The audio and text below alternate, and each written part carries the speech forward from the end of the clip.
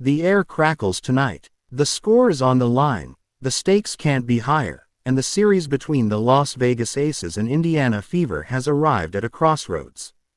Game 3 is no ordinary contest. It's the war's turning point. With the series tied at 1-1, whoever wins now will seize not just the scoreboard, but the mental edge. Will Indiana ride the momentum of their upset win in Game 1, or will the Aces reassert dominance after a resounding Game 2 response? This is the night where narratives twist, where heroes emerge, and where the margin between triumph and heartbreak becomes razor thin. To understand just how much is riding on Game 3, we have to look at the series context. Indiana stunned Las Vegas in Game 1, pulling off a 89-73 win behind a 34-point explosion from Kelsey Mitchell. It was an upset that shook the expectations people had about this matchup. But Las Vegas answered back in Game 2 in brutal fashion, blowing out the Fever 90-68 on their home floor. That result rebalanced the scales. Now we head into Indiana for Game 3 with the series tied, and the Game 3 winner often goes on to take the series in a best-of-5. The Aces want to prove Game 2 wasn't a fluke. The Fever want to prove Game 1 was no flash.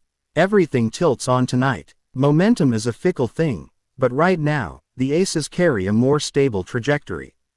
They entered Game 2 knowing they were in danger of losing the series, and they responded like a champion should. High intensity, clean execution, dominance in the paint, bench contributions, forcing the Fever into uncomfortable possessions. That blowout victory wasn't pretty, it was necessary. For Indiana, the momentum is more volatile. Their Game 1 performance captivated the league, but Game 2 exposed vulnerabilities, cold shooting, rebounding lapses, depth concerns. The bounce back for Indiana doesn't just require energy, it requires belief that they can survive a full 40 minutes of the Aces' pressure. In terms of injuries and availability, the advantage tilts in favor of Las Vegas. The Aces enter Game 3 with a clean injury report. Their roster is intact, their rotation stable, no fresh injury concerns reported. Indiana, meanwhile, continues to battle roster limitations. Caitlin Clark is officially out for the season with a groin injury and was never on the active postseason roster. That absence deprives the Fever of a playmaking lift. Damiris Dantas remains out under concussion protocol. Lexi Hull is dealing with a back issue, she was questionable in prior games. These gaps mean the Fever must lean heavily on Kelsey Mitchell, Aliyah Boston, and Natasha Howard. Their depth will be tested, and stamina may be a critical factor into the late stretches. The matchups tonight will be cinematic and pivotal. At the center stage, Aja Wilson is matched with Aliyah Boston and Natasha Howard, a trio that must stifle Wilson's interior dominance. Wilson draws help, feeds cutters, punishes mismatches, and controls tempo when she's locked in. The Fever need Boston's physicality and Howard's defensive IQ to contain her. On the wing, Kelsey Mitchell will again carry the offensive burden. The Aces' backcourt defenders must limit her space, force contested shots, deny sloppy drives, and push her into uncomfortable zones. Meanwhile, Las Vegas shooters, Nalissa Smith, Jackie Young, and bench contributors must hit open shots to stretch Indiana's defense. The role players become X factors, bench scorers, defensive stoppers, hustle rebounders. The tiniest momentum swing, a blocked shot, a steal, a timely three, may cascade into major shifts. Delving into statistical edges, this is where patterns whisper truths. In Game 2, the Aces shot with higher efficiency, dominated the glass, and forced the Fever into high turnover possessions. Indiana's three-point shooting in Game 2 collapsed. Much of their damage in Game 1 came from deep, but when that dries up, they lack interior consistency. On rebounding, the Aces tend to pull down second-chance boards, especially with Wilson crashing. That gives them extra possessions, which in a tight game, translates into breathing room. Turnover margin is critical. Indiana must protect the ball, especially in transition, or Las Vegas will feast. Offensively, the Aces live in the painted areas and in rhythm threes, Indiana must disrupt that flow, contest jumpers, and slow pace when possible. The pace of play matters. If Indiana can drag the game into half-court sets, they can mitigate some of Las Vegas' transition advantages. But if Las Vegas dictates tempo, ride the boards, and finds shooters open, the statistical trajectory favors the Aces. On the betting and market side, Game 3 is already drawing intrigue. Las Vegas opened as a favorite on the road, with early lines marking them as 4-point to 5-point favorites. The total is hovering in the low 160s range, reflecting expectations of modest scoring with defensive clamps possible. Prop markets are lighting up.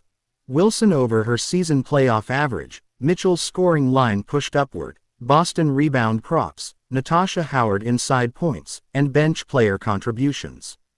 MVP odds are leaning Wilson, given her baseline dominance, though Mitchell's Game 1 explosion gives her some heat. The market is split.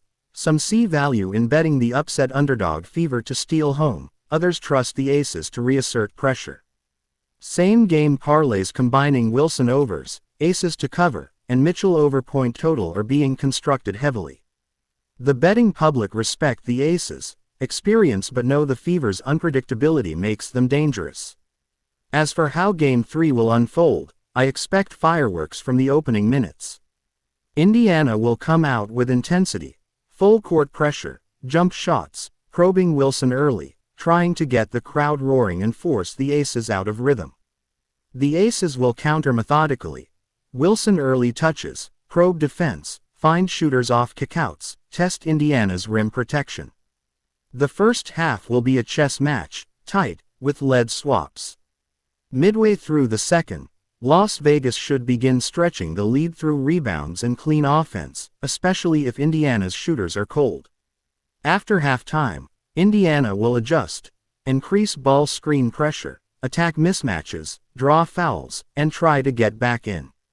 But they must do so without draining too much energy, because the fourth quarter will be war. In the late stretch, I expect the Aces' depth and composure to carry them. With Wilson in control, defenders chasing, fatigue mounting, I see key stops and clutch shots giving Las Vegas the edge down the stretch.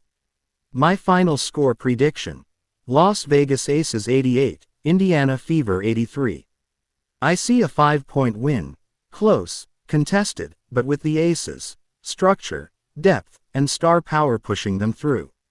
Indiana will fight to the final whistle, but Las Vegas takes control of the series with this one. For the MVP, best player of Game 3, there's no question, A'ja Wilson. She will impose herself in the paint, force help, crash boards, block shots, and stretch defenses. She's the difference maker. If she plays at her peak tonight, the Fever defense bends rather than breaks.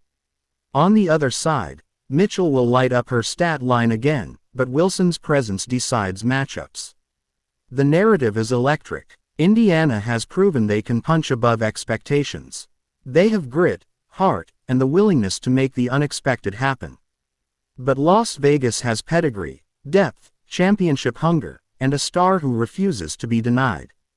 Game 3 is the moment the Aces reclaim control or the Fever cement their status as giant slayers.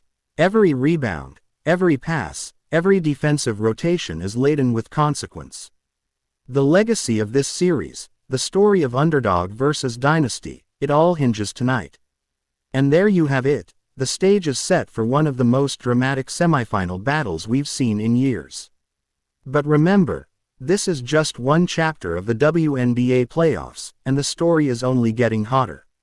If you love deep breakdowns, bold predictions, and the kind of analysis that goes beyond the box score, make sure you smash that like button. Drop your score prediction in the comments, and subscribe right now so you never miss the next big call.